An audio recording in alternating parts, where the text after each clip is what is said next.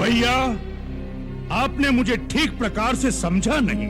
मैंने जो कहा वह एक सच्चा हितैषी होने के नाते कहा। वो मेरा अधिकार भी था और कर्तव्य भी। इस समय मुझे क्या करना है उसके बारे में न मेरे मन में कोई शंका है, न मेरे पथ पे कोई अंधकार। मैं तो छोटा भाई हूँ और छोटे भाई का एक ही धर्म है।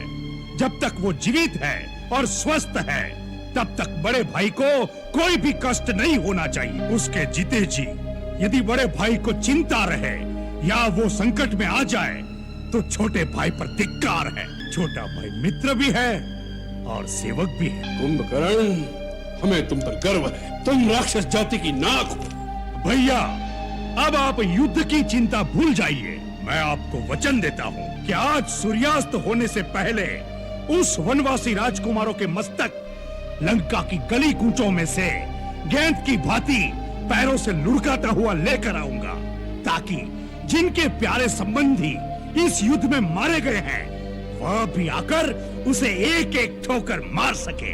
यदि मैं जीवित रहा तो आज रात को लंका में विजय का उत्सव होगा।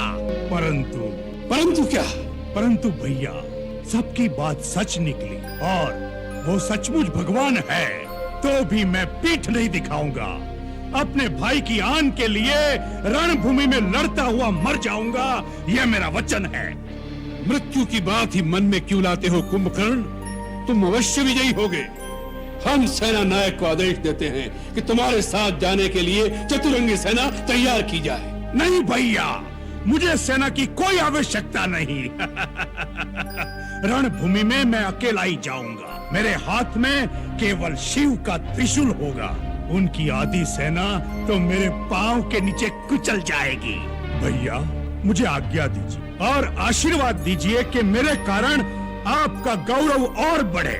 भैया, एक प्रार्थना करूं? कहो। यदि रणभूमि में मारा गया तो समझ लेना फिर उन्हें कोई नहीं जीत सकता।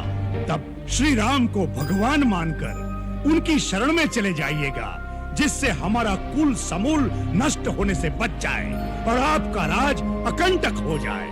प्राणी जब अपने कुटुंबी जनों के साथ बैठकर ऐश्वर्य भोगता है तभी वह प्रसन्न और संतुष्ट हो जाता है। यदि तुम जैसे भाई नहीं रहे तो तीनों लोकों का साम्राज्य रावण के लिए किस काम का? भाइयों के बेटे अपने बेटे मरवा कर कैसे ऐश्वर्य भोग सकेगा रावण?